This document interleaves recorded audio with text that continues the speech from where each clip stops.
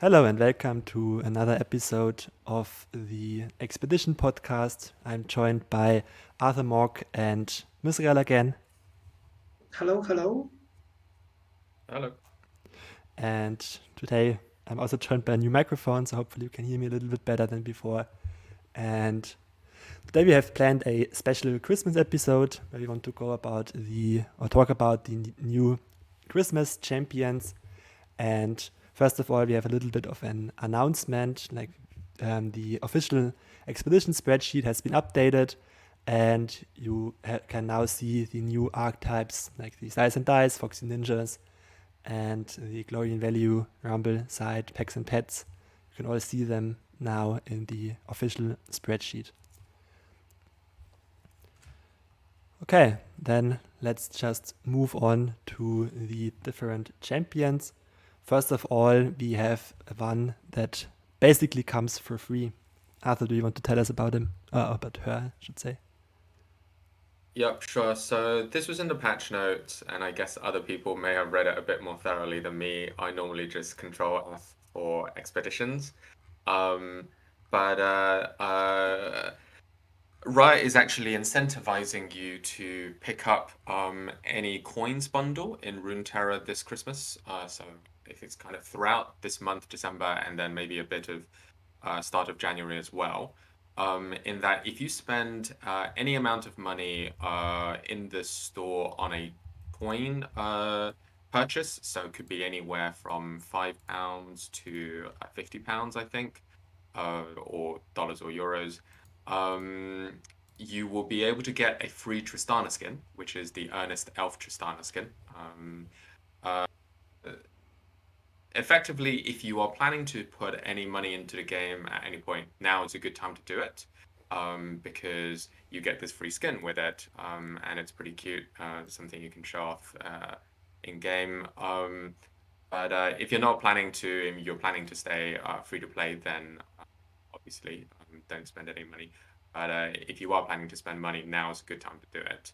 I'm normally free to play, but I do pick up some cosmetics for KDA, and I expect that at some point down the line they'll be having a comeback. So I'm going to be using my saved up coins for those later, could be in a couple of years. And another tip that I have is that I rarely put in real money into this. So Google actually has an app called Google Rewards or something, which essentially sends you surveys every couple of days, and you can do those surveys very easy based on kind of where you've been or what you've been searching for. And they send you some surveys, you can fill them in, and you'll get kind of pennies at a time. But it adds up. Over the years, I've stacked up to about £40 already. Obviously, it does track your data and location and things. So if you're worried about that, then don't download it. But otherwise, it's a free way of getting some credits for your games. And yeah, I can just support this idea of supporting this game, because if you've ever watched me like change my loadout or something, you know that I really like supporting this game with like all of the different boards I have, and the Guardians. I even bought like 3 card packs, despite them not being that pretty in my opinion. And it's definitely worth it. It's much more fun to have like different boards, and it's a great game. If you think about how much money you would have to spend in other card games to get a full collection, that's just like nothing you have to worry about in Legends of Runeterra, since you basically get a free collection anyways. Like didn't invest any money in the cards and just collected or completed them all in half a year basically. And yeah, can just like advise everybody to at least one board. Myzrael, do you plan on investing money now into the game, or will you stay free to play? I actually really hardly think about this because I really like Tristana. It's not probably any secret. I like Tristana. The skin looks pretty cool.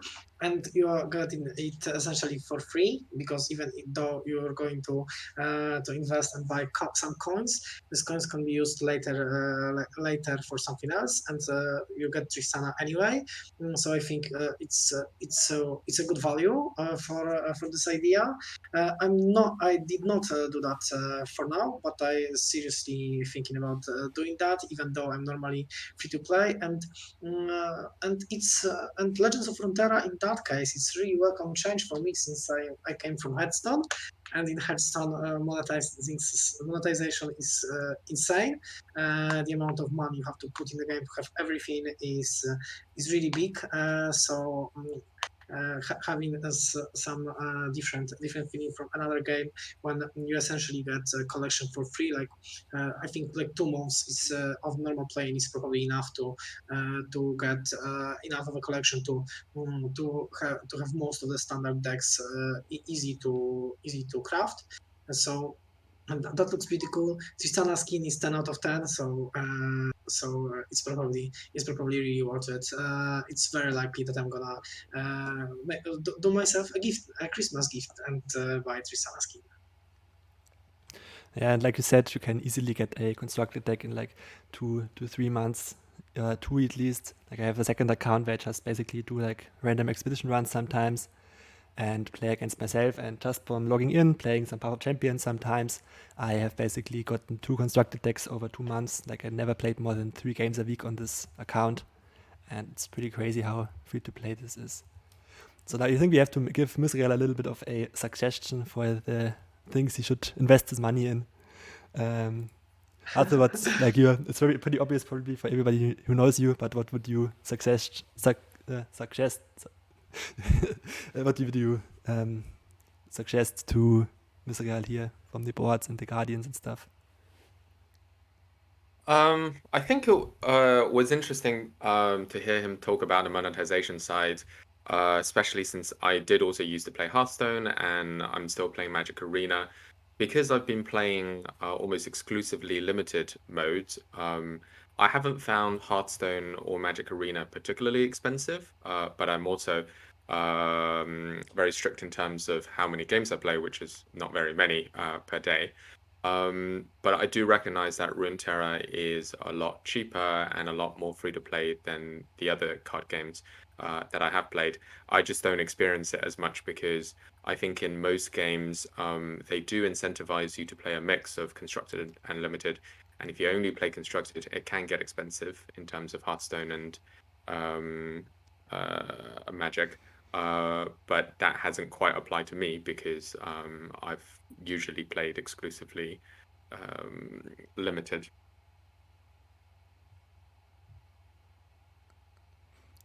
So do you want to In give us? terms of Okay. Do you want to in give us a terms, suggestion? Sure. In terms of the boards, I'm currently rocking the KDA board, which is a bit more expensive. And personally, I don't think um, the artwork on the board is particularly fancy or flashy. But I do like the fact that you can essentially DJ yourself and have 3 songs to play with, or really great K-pop tunes. If you want to test out any of these boards in terms of the music, you can go on YouTube and search for these. It's available on a YouTube channel. I think it's MGR Cell or something like that.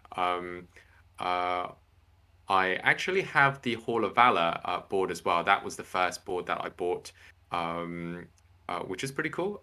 It's a bit dated now, but it was pretty good at the time. I bought it when the game first came into release, and I wanted to put my Google Play credit somewhere and support the game as well. And in terms of Guardians, yeah, so I like Demacia. In terms of Guardians, my first Guardian was Gloomtooth, because I really like the Baby Shark Guardian. But right now I'm using the KDA Fox. Don't think I have that. Okay. Don't think it shows up here either. No, it's not available anymore. Okay. Yeah, it's not available anymore. But It's kind of like a fox that has the Ahri tail behind it. So it was part of the, I guess it was limited edition. It was part of the Mastery Pass when KDA was back. Ah, okay, that makes sense. So I don't really like how the KDA board looks. Just like seems a little bit outdated to me as well. I also like the DJ music. Like my personal favorite is like the one of the Sentinel boards. I think there's only like this one available anymore, or I don't even know which one is available anymore. Really like the Time Temple music, but you kind of fall asleep if you play too long because it's so soothing. And like Dark Horizon, if you like the theme, is great. And the Piltoven rooftops. I wouldn't recommend getting the Bundle City board because it's just like if you play too many games on it, it's just like you're going crazy with the constant doodling in the background. It's actually funny. And I just tend to have a different guardian for each of the regions I play and try and adapt to them. And most of these guardians just come from a region pass. For example, if you get one of these region passes, get like 4 different guardians. So I would suggest just not getting a guardian or like the dragonling. It's always cute. Okay, but let's move back to the actual subject and the Tristana herself. We actually wanted to discuss these champions and expeditions. So Tristana, Ahri, and Braum are getting Christmas skins. And let's start out with Tristana. And I know, Myzrael, you're a big fan of Tristana. You can actually not change the skin here for example, if you have like Ahri here, you can change the skin here. But for Tristana, it's not possible. But what do you think about Tristana and expeditions? I think Tristana in expeditions is really good, especially because her bucket is powerful. There are a lot of powerful cards in Tristana bucket. I really like most of them, like Yordle Squire, Bundle Commando, Arena Kingpin, Aloof Travelers, Contrologist, or Tenor of Terror, or Yordles in Arms, which is a great win condition. I normally, if I pick Tristana as a first pick, I normally go to 7 wins, and it's normally all easy runs. I have a lot of success with Tristana. I also witnessed yesterday Shades doing 7 wins on Tristana. I think she's very powerful. I think this is 10 out of 10 champion. If you talk about the best champion in expeditions, Tristana is, of course, it's easily in the context of this discussion. That's for sure. Maybe she's probably not the number one, but she's very powerful, and you always have to consider picking her. I think Tristana is in a great spot in expeditions, especially after the buff, because she gives impact to herself as well right now. So this is something also to note. Tristana herself as a card standalone is not something insane. The stat line and she grows pretty slow, but her bucket does the job really well. Great with the team of Bundle City doing stuff together and winning together. I really like Tristana, one of my favorite champions. Okay, maybe I will just follow up with that. I also think Tristana and Bundle City are still pretty strong in expeditions. The World Travelers bucket got a little bit nerfed with this patch, I would say, because they added Flamespitter into it. I don't like Flamespitter as a card. That's true. And I don't think they added like the Yordle Explorer and stuff. They just added those to the Mentors bucket, so the Poppy bucket, but not to Tristana. So she didn't get anything good last patch. And for me, there's only one 10 out of 10 champion in the game. That would be Lux. And I think all the other champions are a little bit weaker. And especially like a champion that doesn't win me the game on its own. Of course, the Tristana's bucket is decent, but it's overall just a mid-range bucket. And mid-range buckets can be countered if you don't get your 2 to 3 Yordles in Arms. I think Yordles in Arms is a true champion in this style of deck. If you end up with only 1 Yordles in Arms, your deck is kind of not that strong. Myzrael will disagree with me, but I'll actually only give Tristana a 7 out of 10. Yeah, I don't think you really you are in deep need of Yordles in Arms. There are some cards that can work as a win condition in Bundle City. Yordles in Arms is of course the best option, but it doesn't have to be Yordles in Arms from my experience. Let's showcase this card really quickly for everybody that doesn't memorize all the cards. Yordles in Arms is this card we're talking about. Okay, what do you think about Tristana, Arthur? I think Tristana has pleasantly surprised me since she was first revealed.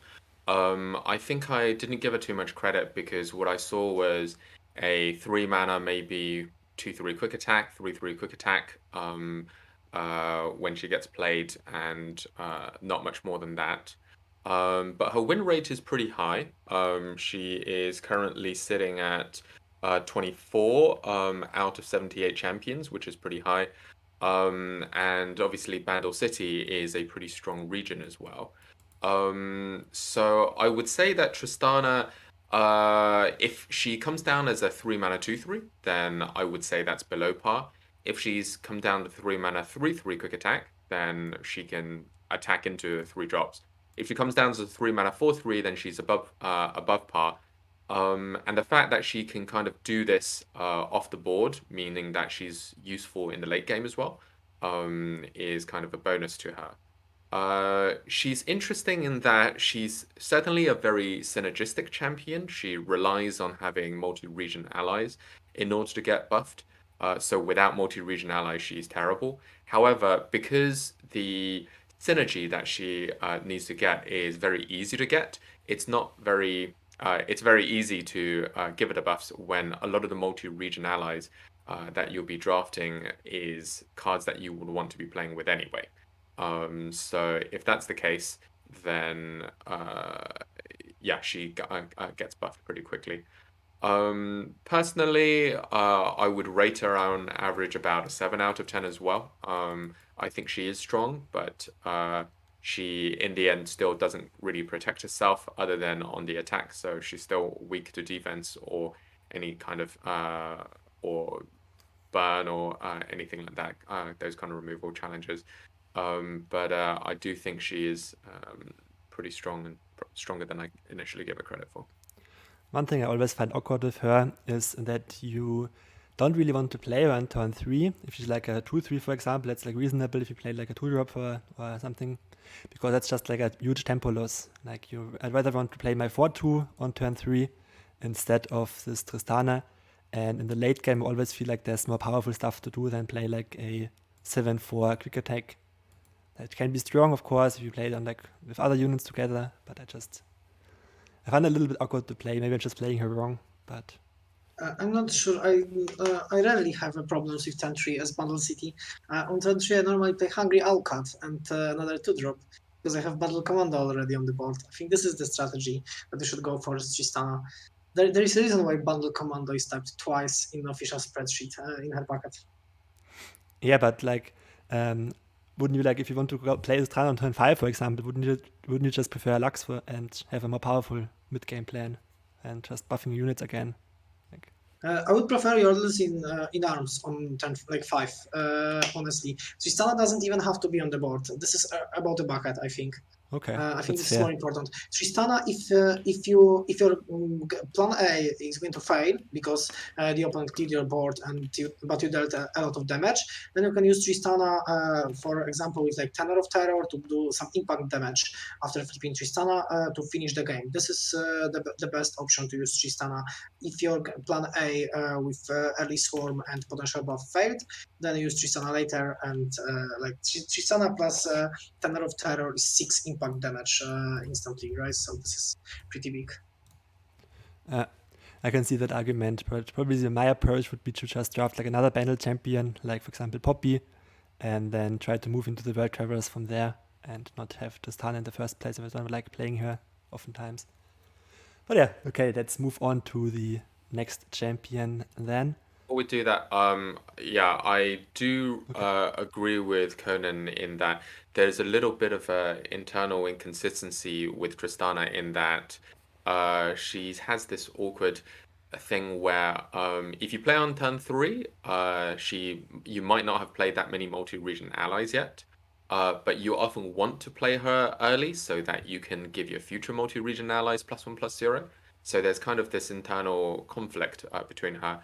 But on the other hand, it does also mean that she's good early and she's good late as well. So in that circumstance, she's pretty decent. So okay. So let's move on to the next champion we want to cover here, and that would be Ahri.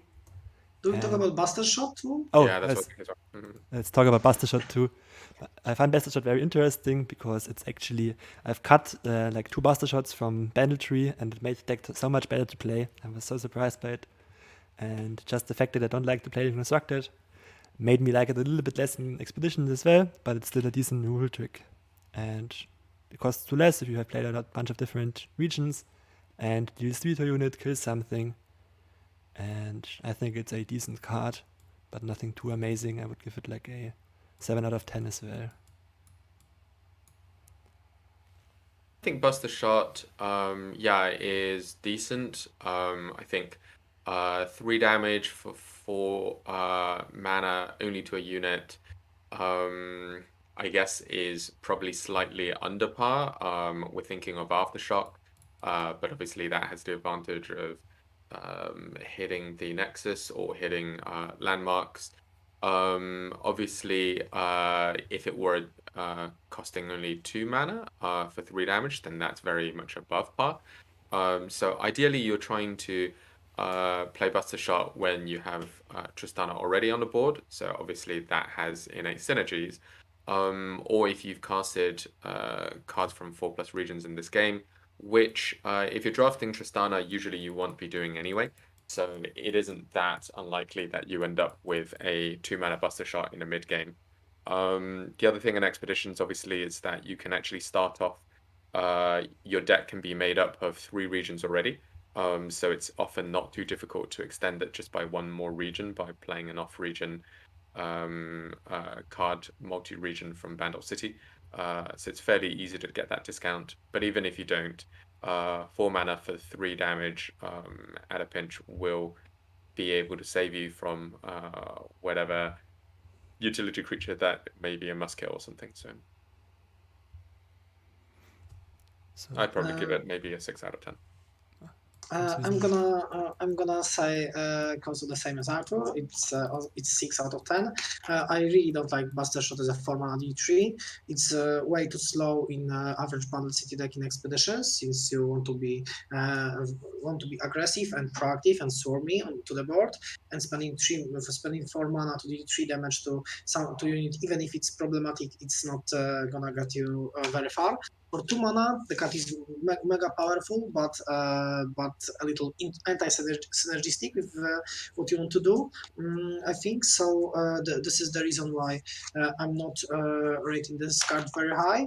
And the best usage for it is probably to kill an elusive unit, so Bundle Commander can hit face. So this is the best usage for Buster Shot. So 6 out of 10. Okay, you talked a lot about this card. This is Bandle Commando, the pesky thing that nobody really likes. I really don't like. I find Traverse Lands a little bit weird, but yeah, maybe I just don't get the joke.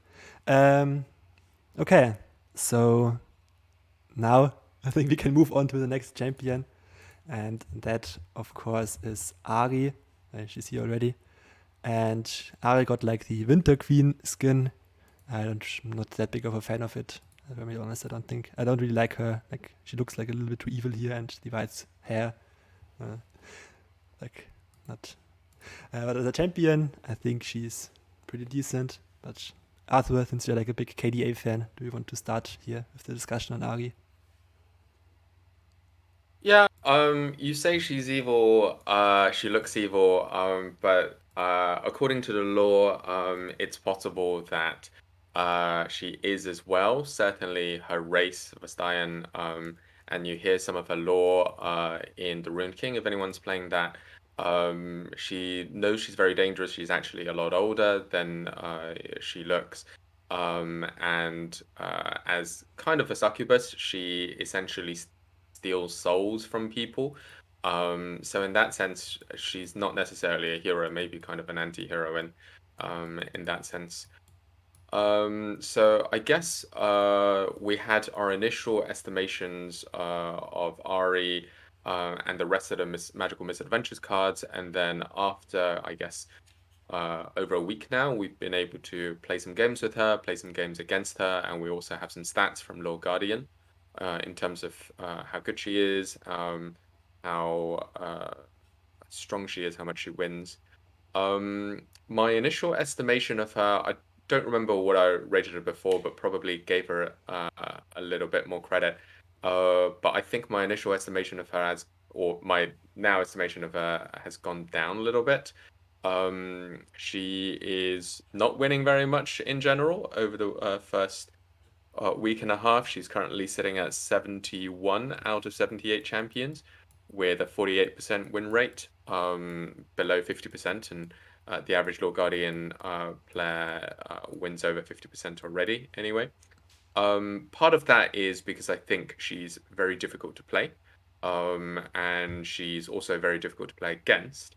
And a 2-mana 2/3 quick attack very quickly gets don't want to say overwhelmed, very quickly gets outstatted by the opponent if you don't have a card like Twin Disciplines or something that can or charm her champion spells to get her attacks in. Ideally, you want to be having evasive creatures, elusive creatures like she is being played and constructed. Also, I hear. So I think a lot of the time, the fact that she can kind of do her spirit dash in terms of swapping and recalling, often expeditions is not worthwhile, uh, because you don't want to be losing stats on a board. You don't want to be losing tempo. So personally, I still don't think she's particularly strong, and based on how much she's winning at the moment, I'm planning. I think I would rate her 2 out of 10. Myzrael, do you want to continue? Yes, I'm gonna start with saying that I was thinking in a predictions video that Ahri is going to be broken, really powerful because of the combos with twin disciplines and ability to basically one and kill you if you manage to flip her and have some elusive units. It looked cool on paper, but after practice, I played like 3 rounds with Ahri and some against her. I don't think I lost any game against Ahri since she came out. Since she came out, and my 3 rounds with Ahri wasn't anything special. So now I understand that it's really really hard to pull off some crazy combo with Ahri. Also, important to note what Arthur said in both today and in predictions podcast when he said about stuff when he said about losing tempo. Recall cause you to lose tempo on the board, and this means that you don't have units to block other units, and you get quickly punished for recalling a lot. And this means Ahri is pretty defensively, and you don't have really good defensive tools in this deck. Even though some cards with recall are pretty powerful, I especially talk about Wind Sinner. I thought this archetype is going to work, but it's not working here. I'm not gonna be that pessimistic. I'm gonna give her 3 out of 10. I think, but it's still pretty bad champion. I think right now I suggest against picking Ahri. There's a lot of better Irelia champions like Yasuo. He got a lot of support this time with the recall synergy. Okay, so maybe I'll finish off this discussion then. And I've played 2 runs with her, one with like Freljord and trying to do value stuff that didn't go quite as well, only 5 wins. And the other one that's also recorded on this channel, which I've actually tested a strategy of just abandoning a bucket completely and just trying to go into other buckets. It just went 7-0 straight up. And Ahri felt really good in this deck because if you have a lot of elusives, she just gets in, saves your units, and you can flip cannon pretty easily. And yeah, it's pretty hard for me to say because Foxy Ninjas, if you didn't, like you can, I talked about it before in my Ionia video, but basically Foxy Ninjas has only 2 spells. It was actually a typo in my spreadsheet. It doesn't even have concussive palm. It has 2 spells in it. One is Charm, the other one is Memory's Cloak. And like there's literally no recall card in Ahri herself. And that's kind of what makes her terrible as a champion. And I think she's the first champion where I would actively say you don't want to be in this bucket that she's in. You want to move out into like total recall, token attacks, for example. And then she's a really good champion. But so like if I factor in the bucket like other Myzrael did, I would also give her a 3 out of 10. But if you just see her as a champion, I would actually think she's quite strong and give her a 7 out of 10. But I have to agree with the others that the Vineyard is bad and the Foxy Ninjas bucket is just very bad. But Ahri, I think herself is quite strong. Okay. If nobody wants to add something here to my critical statement or my different statement, then we can move on to the charm. It's not really different. Okay, that's fine. Good. Then let's go to the charm. This is Ahri's signature spell. It's the first hard removal, I would call, or direct removal for Ionia. Ionia used to just be able to recall stuff, like we love Ionia, for example, and now this is the first way in Ionia to give a unit vulnerable, except for the Lulu spell. But I didn't find it very impressive so far. So I just it killed something. It was just a little bit okay, but I think I don't want it usually in my deck, so I will give it a 4 out of 10. Myzrael?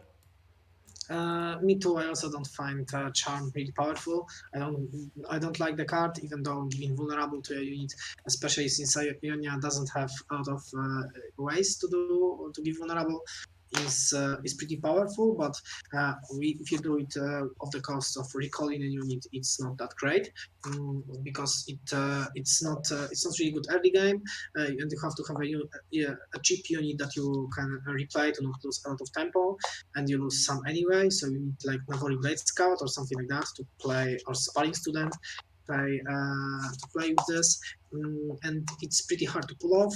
So if you don't, this is a card that can be good in a deck with a lot of synergy, but normally this card is not great, and I'm also gonna rate it 4 out of 10 like Conan. I think when we initially rated these cards, we were comparing Charm to Exhaust, and we all agreed that Exhaust is better. Is Exhaust the card I'm thinking of? Yes, and Caught in the Cold, we talked about that as well. Yeah. And we all agreed that Exhaust is better, but how much worse is Charm? I still stand by that Charm is quite considerably worse because just recalling an ally is just a very big tempo loss, a very high cost, unless you can really make use of the synergies, which, as we discussed, is pretty weak in expeditions. I do like that it works with Ahri in that there is a bit of synergy going on there, but I think that it's still not quite enough. She really needs those attack power buffs because what does sometimes happen is you try and make something vulnerable and then they have a combat trick or they frostbite you and things still don't go the way that you plan anyway. I think what would be interesting would be, do you guys think this card would be better or worse if it was a fast spell? That's an interesting question. Because the fact that it's focus means that you can't cast it in combat to try and recall an ally. So if you make it fast, what you're doing is that you're essentially allowing you to use a different mode, which is the 1 mana recall an ally. But it also allows you to kind of use the offensive mode. So that's the defensive mode, the offensive mode of doing what it's doing right now.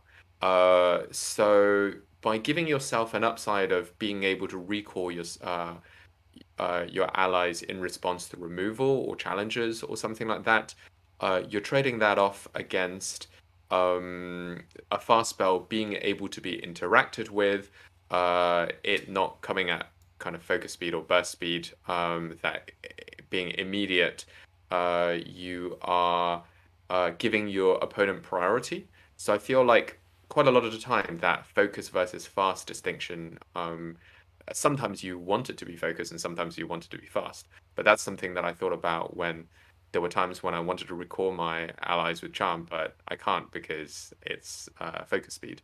So yeah, focus and fast speeds have pros and cons at different situations each time.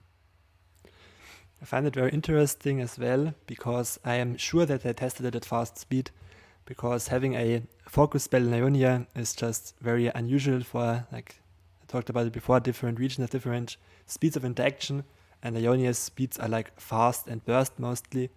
So adding focus into that is not terrible, but also feels weird. But I'm pretty sure they tested it at fast and felt like it was a little bit too maybe generic, maybe too weak, maybe too strong, hard to tell. I think it would be like better constructed, but worse in limited or in expeditions if it would be fast.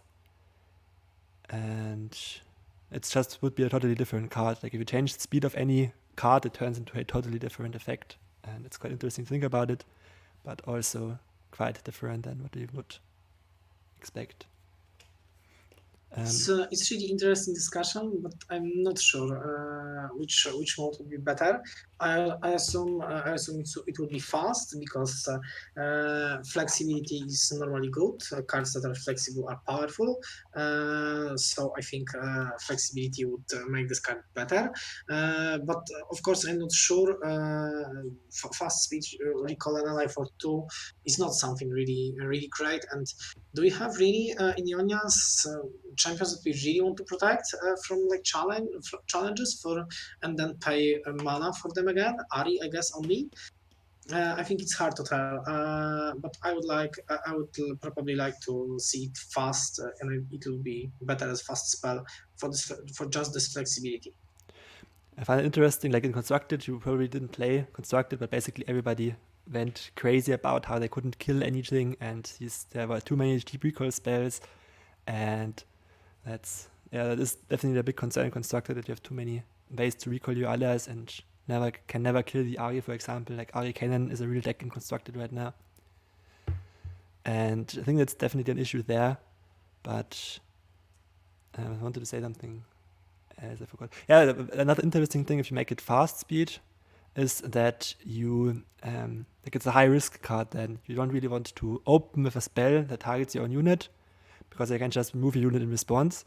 But you kind of have to do this pretty early in your turn, because you have to give the unit vulnerable before you attack. For example, a usual play in combo or in control matchups is you just open attack to pass priority, make your opponent move first, and then you can react with your reactive spells. It's not something you could do with Charm if it was like fast speed. So if against a control deck, you would have like sometimes a hard time removing a unit with Charm, because it just like ping your unit in response and kill it. It would be worse, I think, in slower matchups. But also better because you can save your units. Yes. It depends. It's kind of hard to imagine Charm in slower deck. I mean against the slower deck. Like not in a slower deck, but against the slower deck. Okay. So I guess it would be essentially better defensively, because if you have 2 REs, you'll never be able to catch the first one on the board. But worse offensively in that if you're trying to do what it's doing right now these days, trying to tag someone vulnerable, it's worse because they'll be able to respond to you by because it is say recall an ally to give an enemy vulnerable. So if they manage to remove the ally, the enemy won't be given vulnerable anymore. So exactly, take some action as well. Then like your opponent gets to play another unit then, and you can't just like set up these open attack. Like I have Ahri on the board and 5 elusive units. I open attack, change away the elusive unit to Ahri, and then I kill them. That's not really something you can do anymore with Charm then. What is your rating, Arthur? Like, what do you give it? Oh, I'd probably give it a 2 out of 10. Okay. I don't think Charm is better than Ahri, so. Fair. Okay.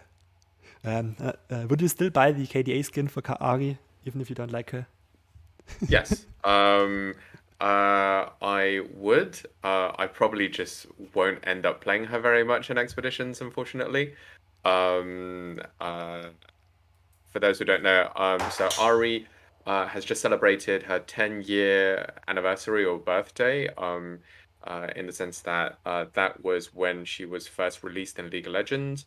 That was the start of the Korean servers, because just based on that nine-tailed fox myth, which is kind of all over Asia, East Asia, in Korea they call it the Kumiho. And I like K-pop, specifically a group called SNSD. And in League of Legends, she has a dance which matches the SNSD dance, and it also has a skin which is inspired by that as well. So all of that, that's the reason why I have a lot of Ahri stuff, my Runeterra cosmetics. So I'm still waiting for the next KDA come back when we'll actually have KDA member. Hopefully the others as well soon. Okay. So I probably feel the Rush your favorite card to play then in expeditions. Just a giant KDA Ahri jumping around the board. She is a fun. Field of Rush is fun, especially with the little dance that she does at the beginning. And for those who don't know, so Ari is officially the leader of KDA. So she's the one who started it, and she's also the visual, so the prettiest, which kind of makes sense. But yeah, that's a lot about KDA. Kind of makes sense that she summons different champions, because if she starts the band, it's actually a cool flavor then. I didn't know that. Okay, but back to the track. We have one last champion to cover, and it's Braum.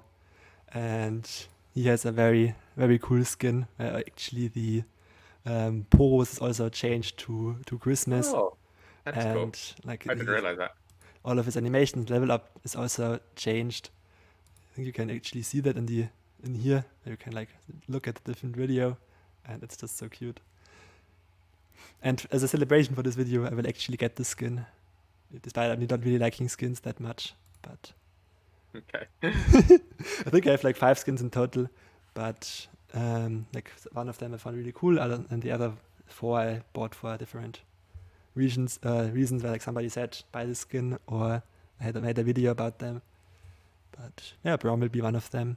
And basically I only like these skins that actually give you something else as a thing. I don't really like this just PNGs or JPGs, however they're called, just picture changes. Those are like boring. But something that actually changes those is quite nice. I think I have Dragon Shyvana, for example, and Zed has a cool animation. Or the Dark Stars Shyvana, Dark Star Zed. And I think one more, I don't like Lux, exactly. Like Lux, You have Lux, yeah. Yes, another good animation. I remember from the video with our cooperative run of Lux. Yeah, it was like another reason to get it. But now we have Braum as well. Christmas Braum is here, and you will, if I ever pick up Braum, he will be Christmassy, and you can think back on this podcast. Okay. I guess they didn't update Take Heart, it looks like. No. But they did update the Mighty Boros. Okay. It's just a burst spell, nobody would see that. Mm. Yeah. Since you, I think I will start on Braum now, since I turned him like beautiful now. I would also turn him prismatic, but I have to refill my coins first. Maybe in another run then. And I think like Braum has to be not that strong in general, because it would be too hard to deal with for newer players. And I've actually read that once, and it really makes sense. That it could be really frustrating for newer players that just join the game and then have like this Braum that's blocking them over and over again and removing all the units, challenging them. You never can kill it, and it just generates infinite Poros. And for that reason, like Braum, if Braum would be very strong, I think it would actually be very toxic, because you would just be like defending all the time and not doing too much on the board. Like if you attack, then Braum just gets leveled up. If you block or not attack, just challenges you next turn. And if you ever flips, that's pretty hard to balance, because you can just get infinite mighty Poros. So he kind of has to be a little bit weaker, I think, just from design perspectives. But I still kind of like him, especially in Path of Champions. That was another reason why I wanted to pick up this skin, because I played a lot of POC and Braum is actually awesome there. And yeah, in Expeditions, he's like in 2 different buckets, the Poro bucket and the Battle Scars bucket. I really like Battle Scars as a deck. It's just a mid-range deck, which has big units in it. It's actually the only mid-range deck I really enjoy playing, but it's not the strongest anymore. And the Poro bucket was always a little bit of a meme, I would say. It was never really turning out that great. And overall, I think he's a decent choice. You can make him work, but he dies to pretty hilarious stuff sometimes. You can be Shattered, for example. He can be Culling Striked, can be Vengeanced, and you oftentimes go a little bit all in on Braum if you play him. If you like go for the take hard on Braum, to make him an actual unit to kill something, then he's even more vulnerable to removal. So I would say he's still a little bit above average because it's so unique to play. So I would give him a 6 out of 10. But definitely not the strongest champion, and rightfully so, I think, because if he would be very strong, that would not be a fun game to play, I think. Okay, I'm gonna start with an anecdote from one of my last runs. I played Mono Targon against the deck with Braum. They had Braum on the board. I launched Sunburst into it, and they didn't notice that it's Daybreak and tried to protect Braum with Take Heart, I think. With Fury of the North, and Sunburst silenced Braum and killed it anyway. So the buff didn't help Braum survive this. I don't like Braum in expeditions. I'm not sure if this is really a concern of Riot about Braum being, like you said, potentially toxic to play against, especially since they buffed Braum recently. I think they buffed him because they were thinking about releasing a skin back then, because so it had to be more powerful. I don't think they were really concerned about this. It's good that Braum is not powerful, because I also think it would not be great to play against if it would be better.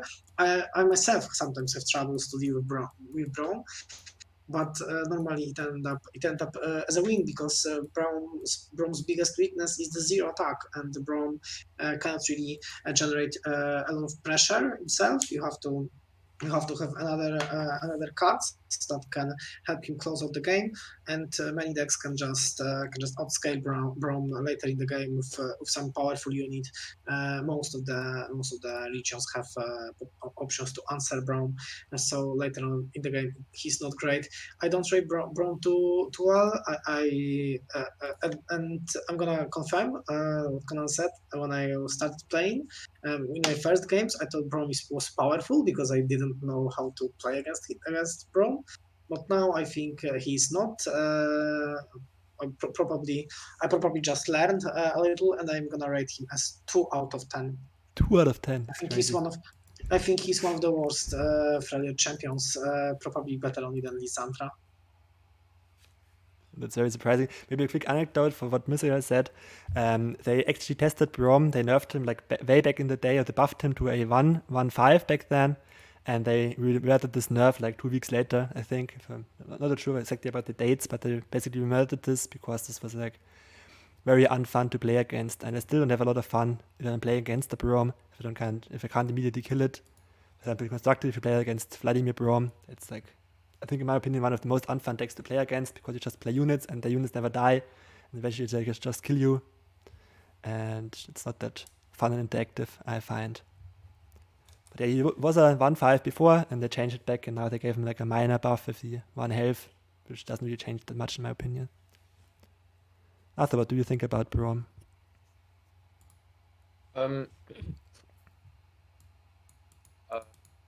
Interesting that you say that Riot recognizes that Braum is pretty hard to play against for new players. My data point that I bring is that before the game even released him properly, so back in beta, Mobalytics used to publish expedition stats.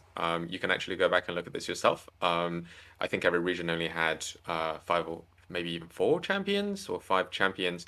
Braum was pretty high in that, but obviously that was a time when everyone was new to the game, and it was very difficult to kind of understand the nuance of the game when it was so new.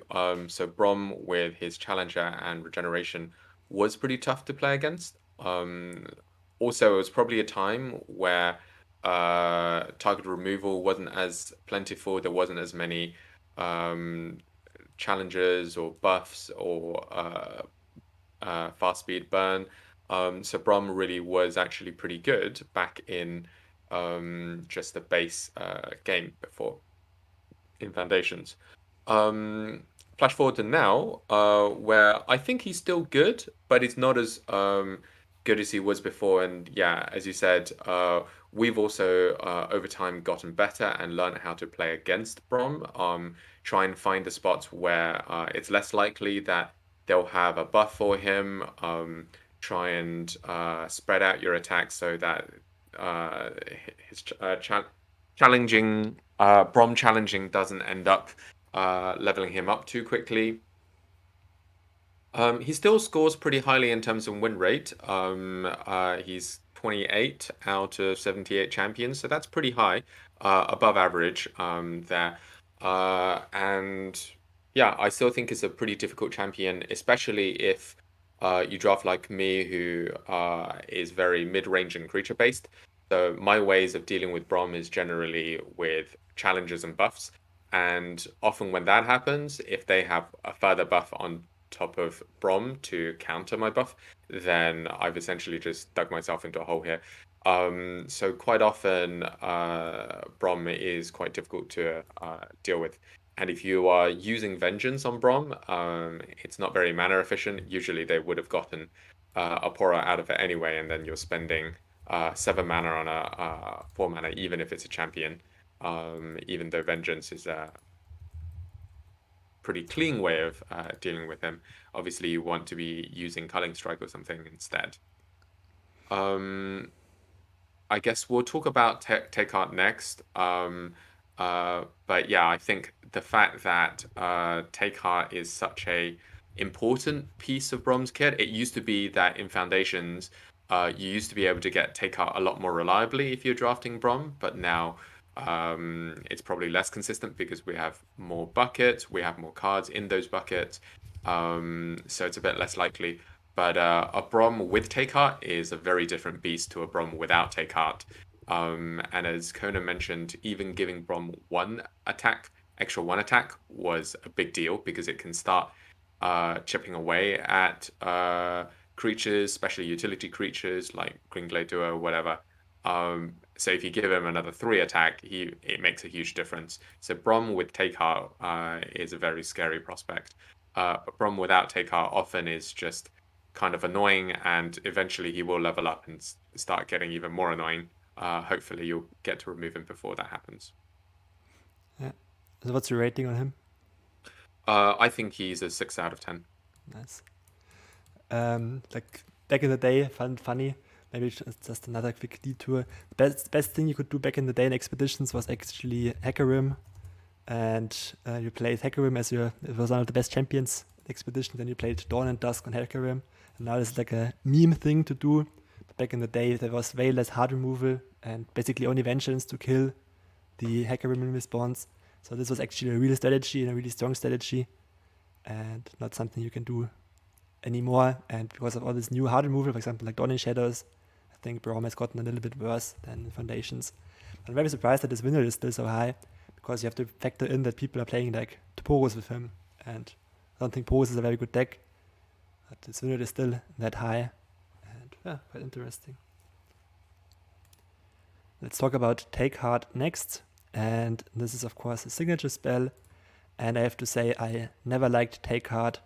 You have to like fulfill multiple conditions with it. You have to have a damaged ally, then you have to buff it. Giving up a card for a buff is oftentimes not worth it, in my opinion. And honestly, I've never played with this card that much. I just avoided it. I think I've played it like 2 or 3 times. One anecdote from me is that I used it to mill out the Legion Marauder deck in Path of Champions, because you can't really just mill them out with like the Nap Power, for example, because the Legion Marauders get so insanely big so fast that you actually need a unit to match the scaling. So that's why I used Take Heart a lot and just made an infinite-sized Braum basically and killed the Mordor each turn until they finally milled themselves out, which was quite fun. But I think Expeditions I've never played this card, or like 2 or 3 times, and for that reason I would give it a 2 out of 10, I think.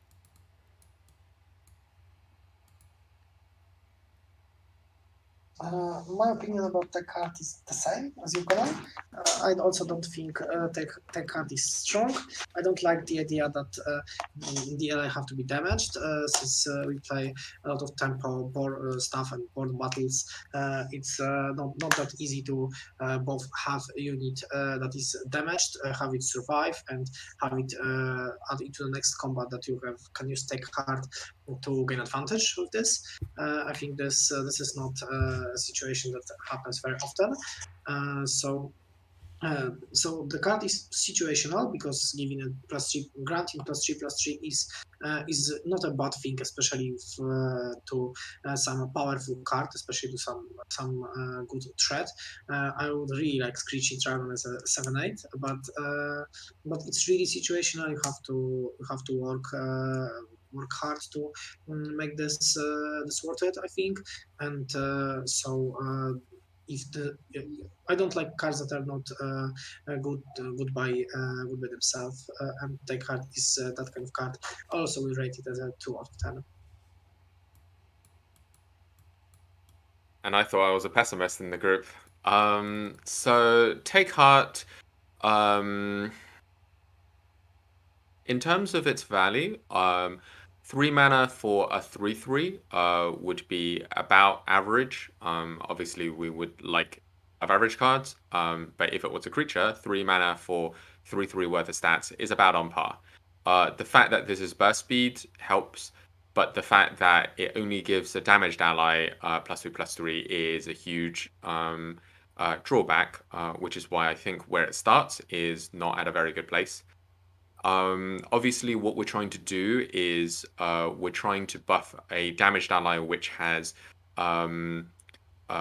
more than just stats. For example, if we're buffing a Bull Elnuk, then all we're doing is giving for 3 mana +3/+3 stats and nothing else on top of it, which is not very worthwhile. We're talking about Braum and Screeching Dragon being good to Take Heart is because they have a lot of keywords stacked on top of them. So instead of getting just a 3/3, you're kind of getting a 3/3 and Challenger and Regeneration, or a 3/3 with Challenger and Fury. And that's the reason why Take Heart is strong on those creatures. Another creature that Take Heart has been pretty strong on is Scar Maiden Reaver, which is in Freljord's War as well, which is easy to get because a 7/8 Overwhelm and Regeneration is pretty hard to deal with unless they have hard removal. But unfortunately, Scar Maiden Reaver is only kind of average in terms of the card. So it's kind of hard to get these kind of cards which have a lot of keywords to work with Take Heart. So I think I would probably give it a 4 out of 10. Arthur giving a higher rating than the other two. That's like, I think, a world nudity. Bizarro world. Being optimistic for once. Okay, and that covers all 3 champions. I hope this was an interesting discussion for you.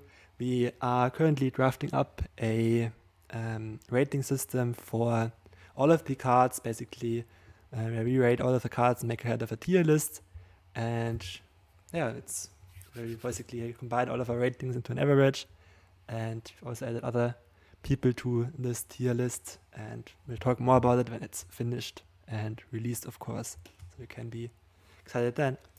Up until then, we wish you a Merry Christmas and hopefully not a Happy New Year yet. We might, there's 1 week between it, but at least a Merry Christmas, Happy Holidays, and good time with your friends and family. And hope you might find some time for expeditions in between, but otherwise, just enjoy your time. Yep. Merry Christmas, guys, and a Happy New Year. Get the Earnest Elf Tristana skin and stay safe. Exactly. Merry Christmas, Happy New Year. Have a good time with your families. And as Conan said, don't forget expeditions in this time.